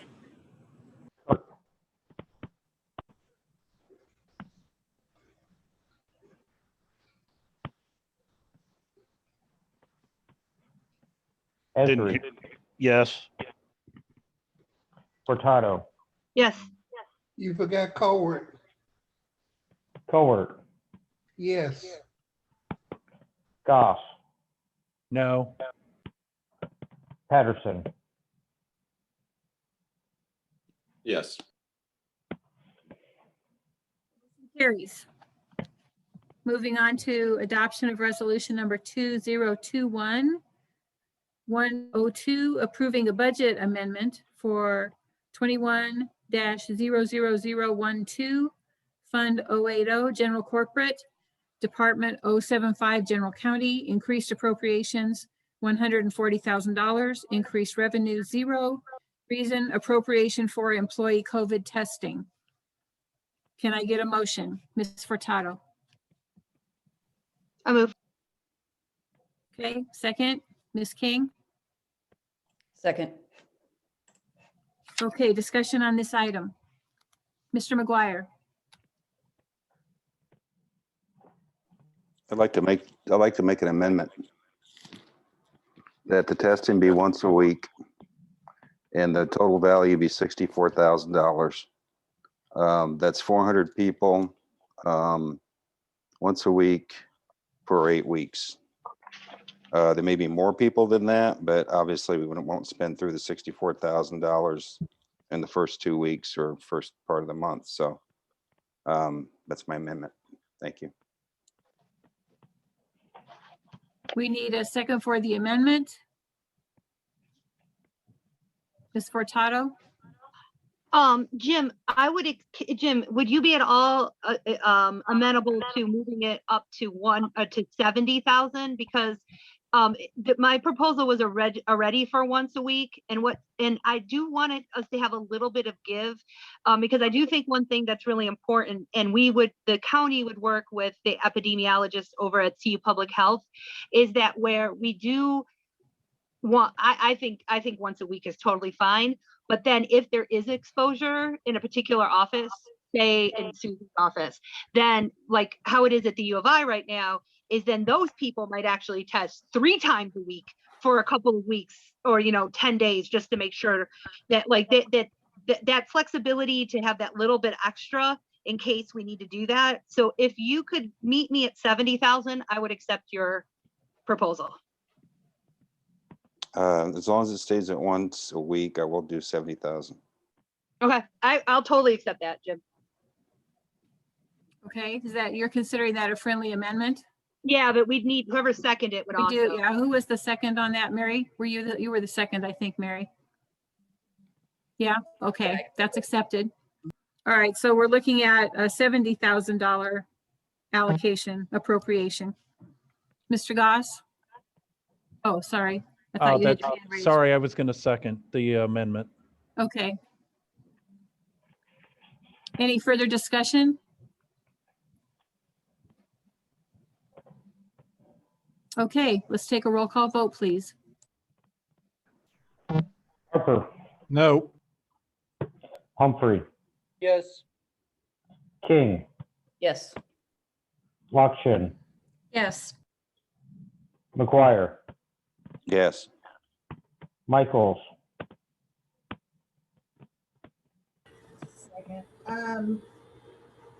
No. Passalacqua, No. Paul, No. Rob, Yes. Rodriguez, Yes. Sark, Yes. Straub, Yes. Summer, Yes. Taylor,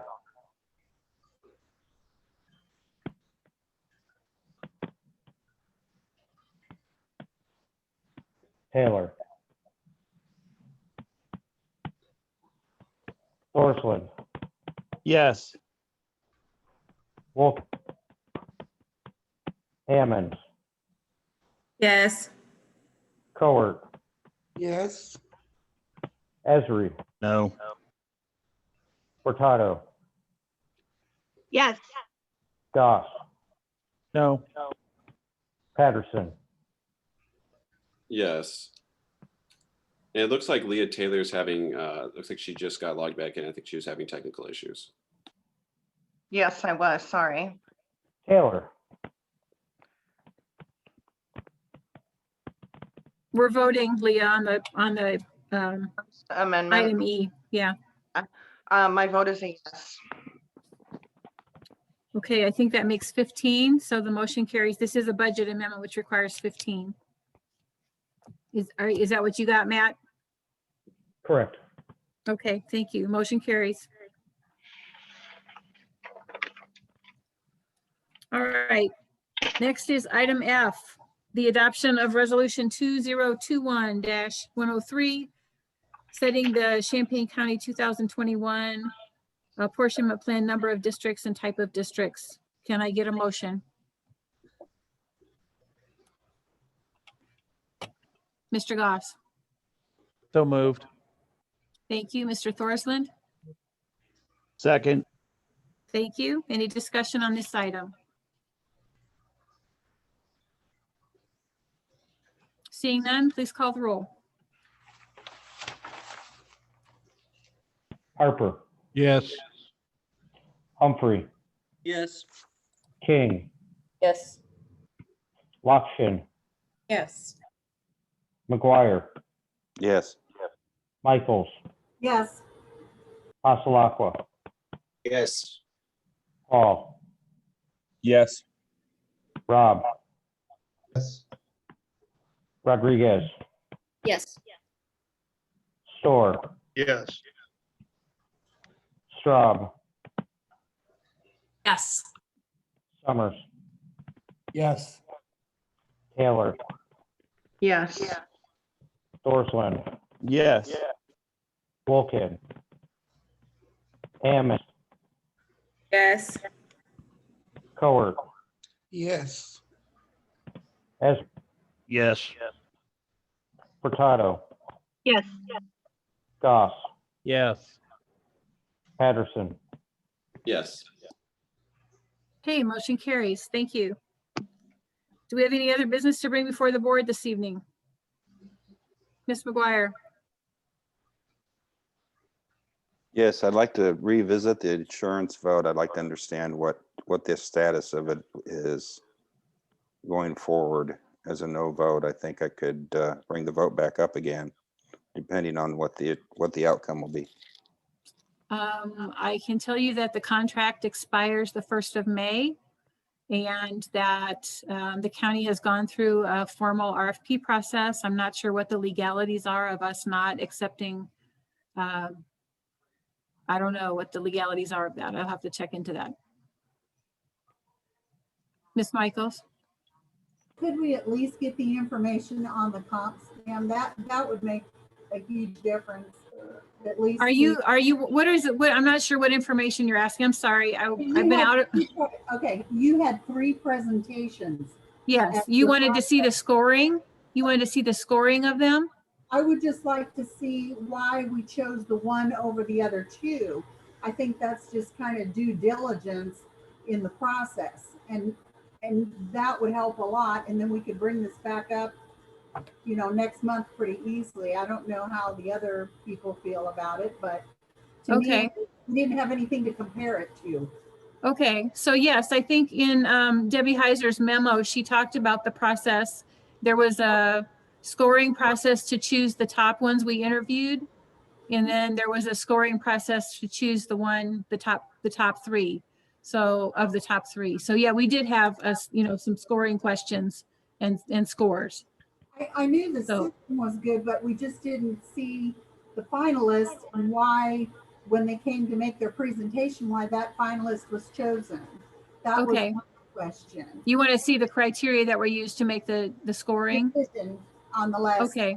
Yes, No, ma'am. yeah, we can provide that. Okay, I'll bring that back to the next meeting. Okay, We could vote on that right away at the next meeting, and then that should still be okay for time frame, I would think. if we do it at the next meeting, it should be okay. Thank you, ma'am. Yeah, okay. Are we allowed to vote on it the next meeting since we voted this resolution down? Do we have to bring it back up can- and move it? Yeah, it can be brought up again at the next meeting. Okay, if the information's provided, that would be very helpful. Thank you. Okay, I will be glad to do that. Sorry. I apologize. I've kind of been out of it for a couple weeks. Okay. Any other things? All right, seeing none, this meeting is adjourned. Thank you. Good night. Hey, y'all.